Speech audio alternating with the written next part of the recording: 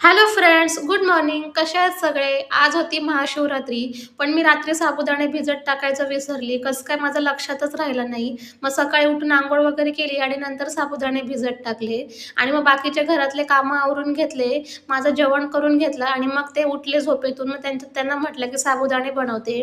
पण आज खरंच सांगू का, साबुदाण्याला नाटच लागली होती. काय माझ्याकडून चूक होत होती, काही कळतच नव्हतं.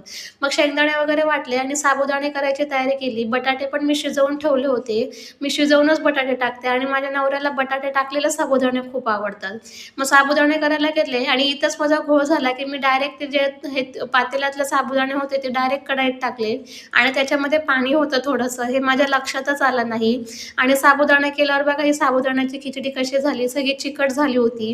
आणि आता म्हटलं, की आता हे मला ओरडतील, आता काय करू? त्यांना हळूच सांगितलं, की साबुदाण्याची खिचडी तुमची बिघडली आहे, पण टेस्ट छान आहे, खाऊन बघा. मग त्यांना आवडली आणि नंतर मला व्हिडिओ बनवायचा होता म्हणून हे बघा मी अशी तयार झाली होती. सांगा कशी दिसते.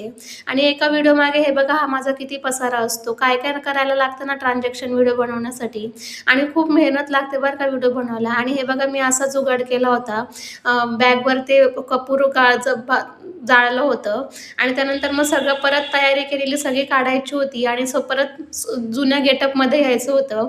मग हे असं सगळं आवरून घेतलं, चेहरा वगैरे धुवून घेतला, पण जे काजळ लावलेलं होतं ना ते निघतच नव्हतं. सगळे काळे काळे डोळे झाले होते. हे बघा कशी दिसते मी, पूर्ण भूतच दिसते. सगळे आजूबाजूचे पण विचारत होते की हे डोळ्याला काय करून घेतलं. तर असं होता माझा आजचा दिवस. भेटूया उद्याच्या व्हिडिओमध्ये. त्यापर्यंत बाय.